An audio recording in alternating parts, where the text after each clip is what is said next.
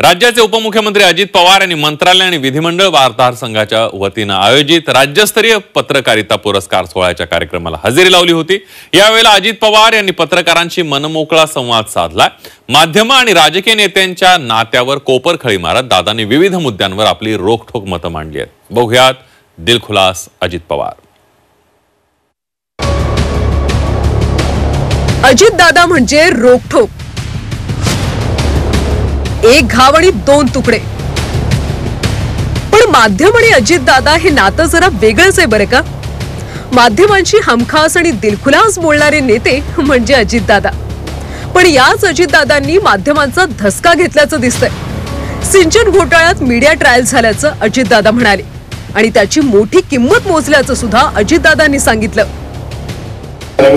माझी एकच विनंती आपल्या सगळ्यांना, मी त्याची किंमत मोजलेली 2009ला ज्यावेळेस मला माझ्या काय ते 70,000 कोटीचा भ्रष्टाचाराचा आरोप झाला, मी म्हणणार आतापर्यंत जी राज्य सरकारची निर्मिती झाल्यापासून त्या खर्च बाजारासहित 43,000 कोटी झाला, 70,000 कोटीचा घोटाळा कसा झाला।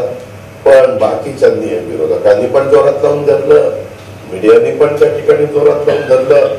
काही चालत तर असं करून चालत होते।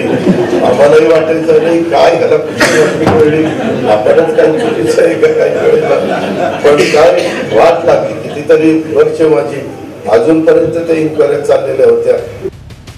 माध्यमांपासून लांब राहायचा प्रयत्न केल्याचं अजित पवार यांनी सांगितलं, पण त्यात फायदा होण्याऐवजी तोटाच झाल्याचं देखील अजित दादा म्हणाले।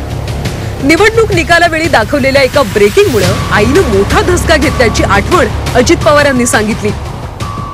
एका चॅनलनी दाखवलं अजित पवार पोस्टल बॅलेटमध्ये मारले, बातमी सांगली। आमच्या मातोश्री म्हणजे आमच्याही काठेवाडीला मंदिराच्या समोर आमच्या घरामध्ये देवघर आहे, तिथं जाऊन बसल्याने सुरूच केली माळ जपायला। मला माझ्या मोठ्या बहिणीचा फोन आला, अरे अजित ही बातमी अशी दाखवतायत, आई तर एकदम म्हणजे आईच 87 वर्षाची माझी आई, ती इतकी सिरियस झाली, बाकीचे पण सगळे हातात। मी नंतर त्या चॅनलला फोन केला, म्हणजे काय बातमी दाखवतो मी आता संबंधितांशी बोललो, कुणाशी बोललो ते लोक सांगायला, तर तुम्ही कसं त्यावेळेस तिथं बोलला म्हणला, तर त्यांनी सांगितलं नाही आता पहिल्यापासून पोस्टल बॅलेटला पडणाऱ्या मतामध्ये 75% तुम्हाला 25% समोरच्याला आहे। म्हणलं तिथं बातमी दाखवतात, नाही काय याला काहीच अर्थ नाही। मग विचारलं तर काय बातमी ना दादा, तशी बातमी दाखवल्याशिवाय आमचा टीआरपी वाढत नाही। नॉट रिचेबलच्या मुद्द्यावर देखील अजित पवारांना बोलवल्या वाचून राहवलं नाही। 2 दिवस दिसलो नाही की टीव्हीवर नॉट रिचेबलच्या ब्रेकिंग झळकत असल्याचं दादा म्हणाले। राजकारण्यांबाबत माहिती देणाऱ्या सूत्रांना देखील जीवन गौरव देण्याची सूचना अजित दादांनी मांडली। जरा 1-2 दिवस तुमच्या समोर आलं नाही अजित पवार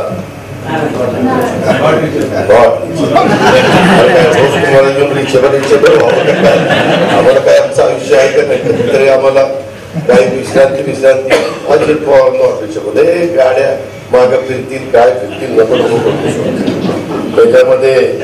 आणि पण सूत्रांच्या माहितीनुसार मला एकदा थोडं घेऊन बसण्याचं कुठलं सूत्र सूत्राचं प्रकरण काही भलतंच आहे, मी स्वतः त्या ठिकाणी घेतलेलं आहे। माझे पुरस्कार वितरण समारंभाच्या निमित्तानं माझ्या मंत्रालय वार्ताहर संघाला देखील विनंती आहे की सूत्रांना सुद्धा एखादा जीवन गौरव।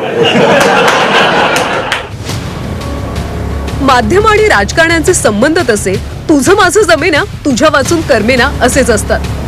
अजित दादांनी या नात्यावर दिलखुलास भाष्य करून मनाचा मोठेपणा दाखवलाय, पण माध्यम आहे। दादा 2 दिवस नजरेआड झाल्यास पुन्हा दादा नाराज अशा ब्रेकिंग हमखास झळकतील यात शंका नाही। कृष्णात पाटील, झी 24 तास, मुंबई।